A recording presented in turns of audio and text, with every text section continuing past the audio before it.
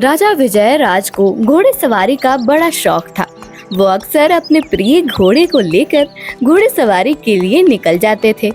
एक बार राजा विजय राज अपने प्रिय घोड़े को लेकर घूमने निकले थे और घूमते घूमते कहीं दूर निकल गए। अचानक उन्होंने देखा तो एक सुंदर कन्या फूलों के बागीचे में घूम रही थी और फूल चुन रही थी। राजा शक्ति सिंह उसे देखते ही रह गए और वहां खड़े रह गए। वो कन्या जैसे ही फूल चुनकर जाने लगी। सुनो कन्या, तुम्हारा नाम क्या है और तुम कहाँ रहती हो? मेरा नाम सुजाता है। मेरा घर यहीं पास में ही है। मैं बहुत दूर से आया हूँ। क्या मुझे थोड़ा पानी मिलेगा? जी जरूर, आप मेरे साथ मेरे घर चलिए। फिर वो कन्या महाराज को अपने घर ले चलती है।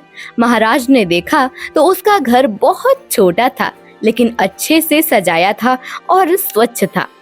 सुजाता महाराज के लिए पानी और कुछ फल खाने के लिए लेके आती है। सुजाता, तुम्हारे साथ घर में और कौन रहता है? मेरा मतलब है तुम्हारे माता पिता या भाई बहन।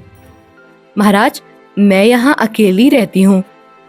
सुजाता, अगर तुम बुरा ना मानो तो मैं तुम्हें एक बात कहूँ? कहिए।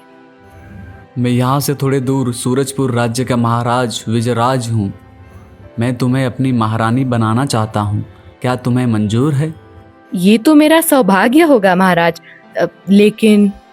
लेकिन क्या? बोलो सुजाता। मैं आपसे एक शर्त पर शादी करने के लिए तैयार हूँ।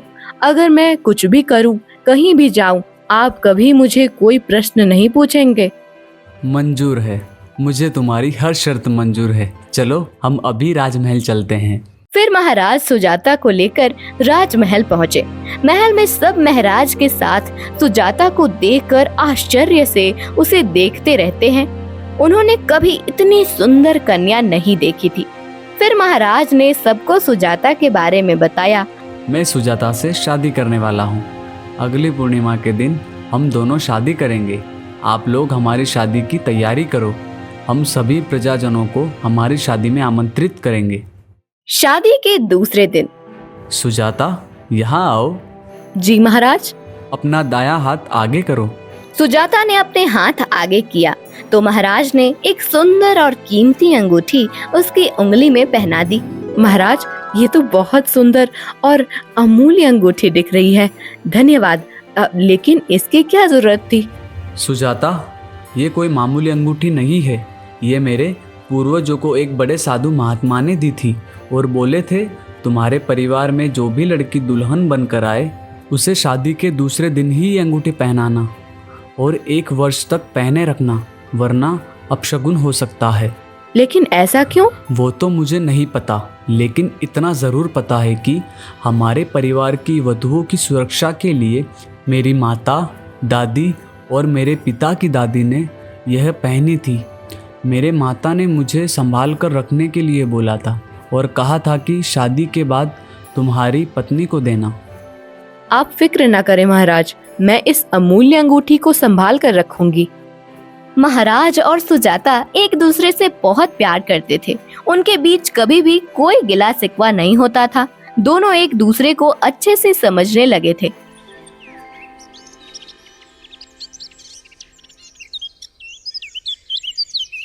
एक दिन। सुजाता, मैं तुम्हें बहुत प्यार करता हूँ। तुम मुझे कभी छोड़ के मत जाना। मैं तुम्हारे बिना नहीं रह सकूंगा। महाराज, मैं भी आपको बहुत प्यार करती हूँ और आपके बिना रहने का सोच भी नहीं सकती। लेकिन थोड़े दिनों बाद महाराज ने देखा कि सुजाता हर रोज रात को कहीं जाती हैं। एक दिन महाराज उसे पूछने के लिए आगे बढ़े कि तुरंत उन्हें सुजाता की कहे हुए शब्द याद आए और वो वापस महल में आ गए। थोड़े दिन तक महाराज ने कुछ पूछा नहीं। आज तो मैं ये पता लगा के ही रहूंगा कि सुजाता कहाँ जाती है। महाराज थोड़े दूर तक सुजाता का पीछा करते हैं। अचानक सुजाता कहीं गायब हो जाती है। सुजाता, सुजाता, कहाँ हो तुम? तुम ठीक तो हो ना? मुझे तुम्हारी फिक्र हो रही है। महाराज ने इधर उधर सब जगह पर देखा, लेकिन सुजाता कहीं नहीं मिली। वो निराश होकर एक पेड़ के नीचे बैठ गए। अचानक उनकी नजर सामने एक पेड़ पे बैठी सुंदर चिड़िया पर पड़ी और ये चिड़िया कितनी सुंदर है, मैं सुजाता के लिए लेकर जाऊंगा तो वो बड़ी प्रसन्न होगी। ऐसा सोचकर महाराज ने उस चिड़िया को पकड़ लिया, लेकिन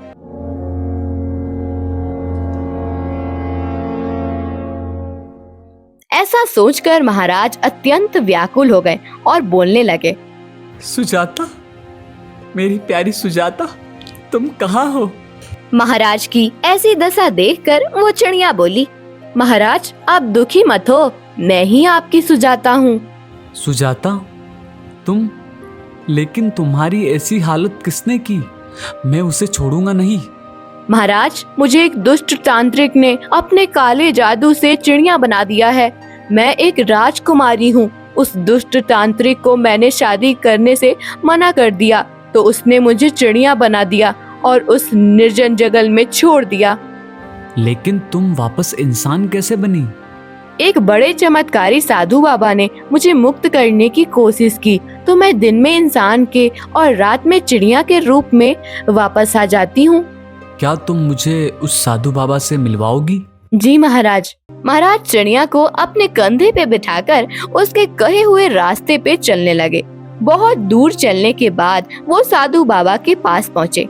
महाराज साधु बाबा के चरणों में बैठ गए और उन्हें विनती करने लगे, बाबा, आप बड़े महान हो, मुझ पर कृपा करें। क्या बात है बेटा, तुम इतने व्याकुल क्यों हो? फिर महाराज ने सारी बात बाबा को बताई और सुजाता जो चिड़िया के रूप में थी उसे दिखाया। अच्छा, तो ये बात है, मुझे याद आ गया। ये बड़ी सुंदर और सुशील कन्या है, मैं तुम्हारी जरूर मदद करूंगा। फिर वो साधु बाबा थोड़ी देर के लिए ध्यान मग्न हो गए। कुछ देर बाद वो बोले, सुनो बेटा, मैं तुम्हारी पत्नी को ठीक कर सकता हूँ, लेकिन उसके लिए तुम्हें बड़ा जोखिम का सामना करना पड़ेगा। क्या तुम तैयार हो? हाँ बाबा, मैं मेरी आखिरी सांस तक सुजाता को इस काले जादू से मुक्त करने की कोशिश करूंगा। बताइए, मुझे क्या करना है? साधु बाबा ने महाराज को पास बुलाया और उनके कान में कुछ कहा और अपनी झोली में से कुछ निकाल कर महाराज को दिया।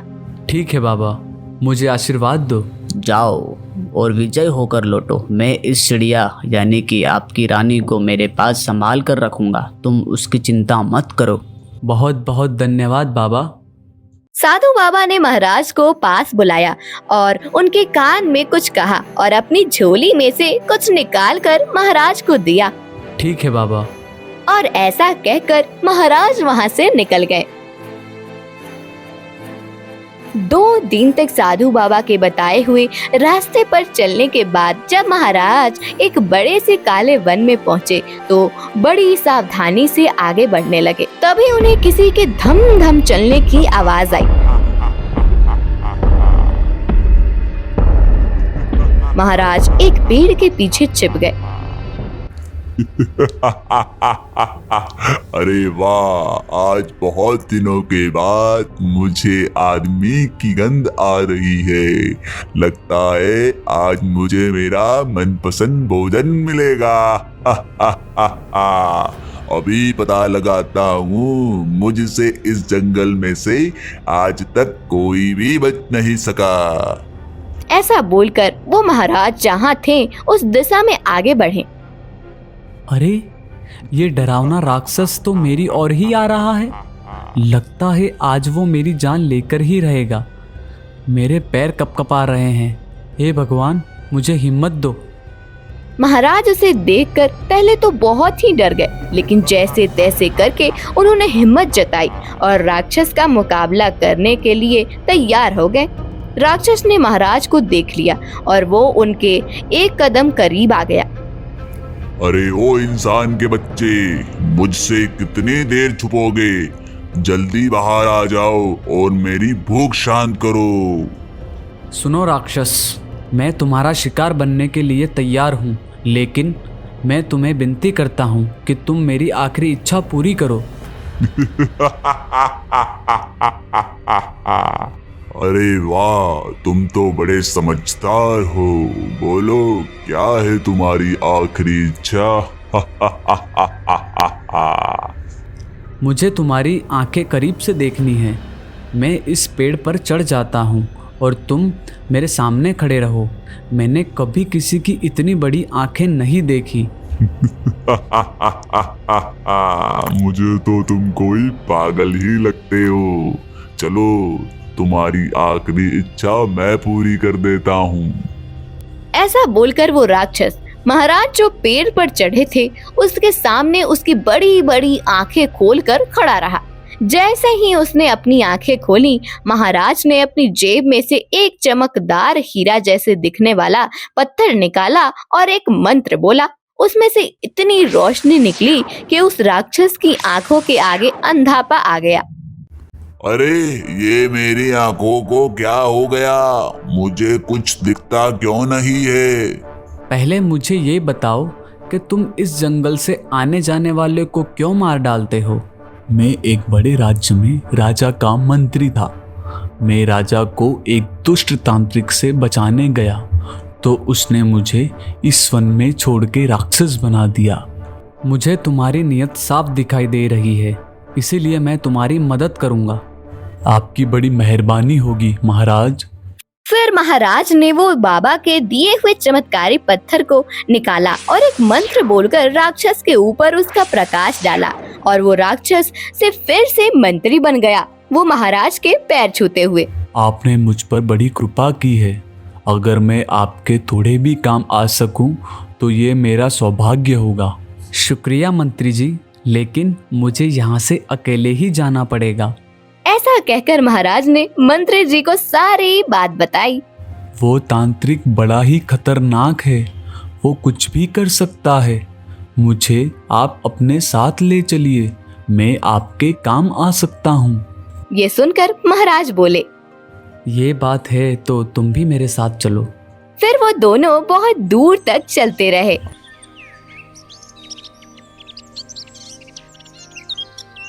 अब मुझसे नहीं चला जाता, क्या हम कुछ देर यहाँ बैठें?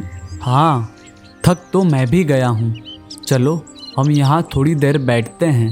वो दोनों थोड़ी देर वहाँ बैठे और दूर नजर की तो महाराज बोले, देखो वहाँ एक बड़ी नदी दिख रही है, चलो हम वहाँ जाते हैं। जैसे ही वो दोनों नदी के पास पहुँचे, उन्होंने देखा।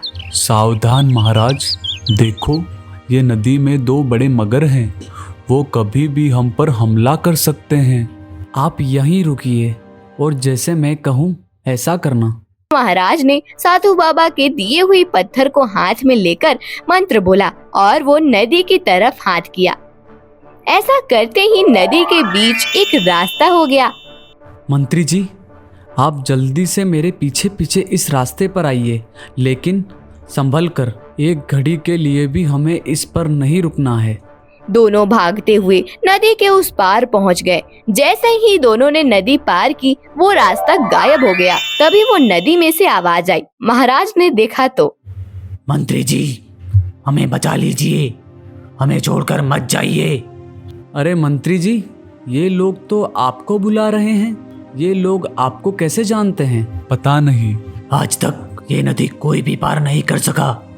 हमें आदेश दिया गया था कि जो भी ये नदी पार करे हम उसे मार डाले, लेकिन आप लोगों ने ये पार कर दिया और हम आपको कुछ नहीं कर सके। लेकिन आप लोग कौन हो और आपको किसने आदेश दिया है? हम यहाँ जो मंत्री जी खड़े हैं उनके राज्य के सिपाही हैं। एक दुष्ट तांत्रिक हमारी राजकुमारी को चिड़िया बनाने जा रहा था। हमने उन्हें बचाने की कोशिश की तो उसने हमें कैद करके इस नदी में छोड़ दिया और हमें मगर बना दिया। फिर हमें आदेश दिया कि अगर ये नदी कोई पार करेगा तो वो हमें मार डालेगा। अब महाराज को सारी बात समझ में आ गई। उन्होंने फिर से वो चमत्कारी पत्थर लेकर मंत्र बोला और वो दोनों मगरों के सामने हाथ किया। वो नदी का पानी सूख गया और दोनों मगर फिर से सिपाही बन गए। उन्होंने महाराज और मंत्री की जय जयकार की। फिर महाराज और मंत्री ने बताया कि अब हमें बहुत जरूरी काम है तो हमें जाना पड़ेगा। तब एक सिपाही, महाराज हम भी आपके साथ आएंगे, वो दुष्ट तांत्रिक बहुत खतरनाक हैं, आप हमें लेकर जाएं, हम आपकी मदद करेंगे। फिर वो सिपाही ने महाराज और मंत्री के कान में कुछ कहा। ठीक है, चलो सब चलते हैं। बहुत दूर चलने पर जब वो सभी एक घने जंगल के पास पहुंचे,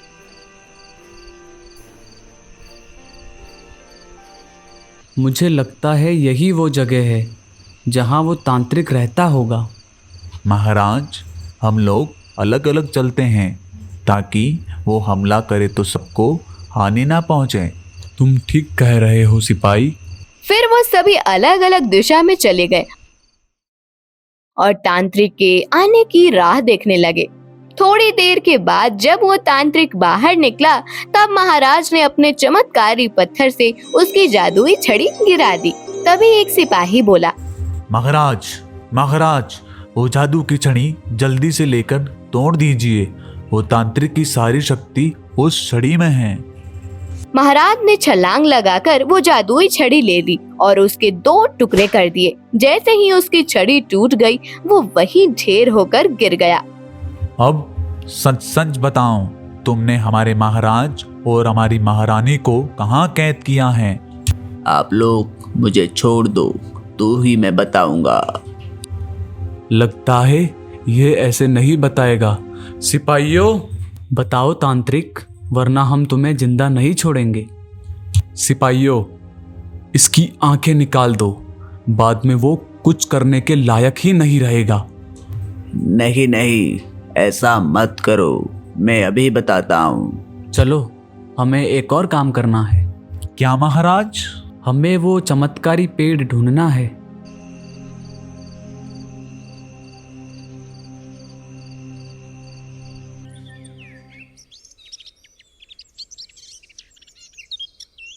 अचानक महाराज की नजर एक सुंदर रंग बेरंगी पेड़ पर पड़ी और बोले, अरे सुनो सुनो, मुझे तो यही वो पेड़ लगता है।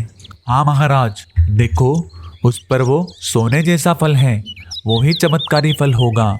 जैसे ही महाराज वो फल लेने आगे बढ़ते हैं तभी वो चमत्कारी पेड़ बोलता है, सावधान, तुम यह चमत्कारी फल नहीं ले जा सकते। प्रणाम, आप कौन हो? और मुझे कृपया इस पेड़ पर से एक चमत्कारी फल लेने दीजिए, वरना मेरी पत्नी पूरी जिंदगी चिड़िया बनी रहेगी। हम दोनों एक दूसरे को बहुत प्रेम करते हैं और एक दूसरे के बिना नहीं रह सकते। अगर तुम्हें ये चमत्कारी फल चाहिए तो तुम्हें मुझे सोने का जल चढ़ाना पड़ेगा। महाराज, मंत्री और सिपाही एक साथ बोले, आप लोग में से कोई एक व्यक्ति ही वो जल लेने जाएगा। यहाँ से थोड़ा दूर एक छोटी नदी आएगी, उसके किनारे पर एक नारियल का पेड़ होगा। हर रोज वहाँ सूरज ढलने पर सूरज की किरण जो नारियल पर गिरती है वो नारियल का जल सोने का हो जाता है। लेकिन मुझे कैसे पता चलेगा कि कौन से नारियल का जल सोने का है? वो नारियल सोने जैसा दिखेगा। अगर तुमने 10 मिनट में उसे नहीं तोड़ा तो वो वापस अन्य नारियल जैसा सामान्य हो जाएगा और तुम्हें कल शाम तक प्रतीक्षा करनी पड़ेगी। ठीक है, मैं अभी उस नारियल को लेकर आता हूँ। थोड़े दूर चलने के बाद जब एक नदी आई तो उन्होंने पास में एक नारियल का पेड़ देखा। लगता है यही वो नारियल का पेड़ है। महाराज ने बिना देर किए वो नारियल तोड़ लिया और जल्दी से वो चमत्कारी पेड़ के पास आ गए। लीजिए, मैं वो नारियल ले आया। अब तुम उसे तोड़कर उसका सोने का जल मुझ पर डालोगे, तब वो फल अपने आप नीचे गिरेगा तो तुम उसे पकड़ लेना। महाराज ने जैसे ही नारियल में से सोने का जल डाला, वो सोने का फल पेड़ से गिर गया और महाराज ने उसे पकड़ लिया। आपका बहुत बहुत धन्यवाद। उस साधु बाबा के पास पहुंच गए और बोले, ये लीजिए बाबा, चमत्कारी फल जो आपने मंगवाया था। शाबाश महाराज, आप बड़े बहादुर हैं और आपकी नीयत भी साफ है, इसीलिए आपने अपनी बुद्धि से ये मंत्री जी और सिपाहियों को भी बचा लिया। धन्यवाद बाबा, ये सब आपके इस चमत्कारी पत्थर की वजह से ही हो सका। अब आप जल्दी से फल इस चिड़िया को खिला दीजिए ताकि वो फिर से महारानी बन जाए। हाँ महाराज। साधु बाबा ने ध्यान करके फिर एक मंत्र बोला और फिर वो चमत्कारी फल उस चिड़िया को खिलाया। जैसे ही चिड़िया ने वो फल खाया, वो फिर से महारानी सुजाता बन गई। वो जोरों से खुश होते हुए चिल्लाने लगे, महारानी ने ये अमूल्य अंगूठी पहनी थी, इसकी वजह से उस तांत्रिक की बुरी शक्ति का प्रभाव कम होने लगा और बिना कोई मुश्किल वापस इंसानी रूप में आ सकी, वरना ये बहुत कठिन कार्य था महाराज। देखा महारानी, आप इस अंगूठी की ही वजह से सुरक्षित वापस आ सकी। महारानी सुजाता, आपको देखकर अब मेरी जान में जान आई। अब आप कभी मुझे छोड़कर मत जाना।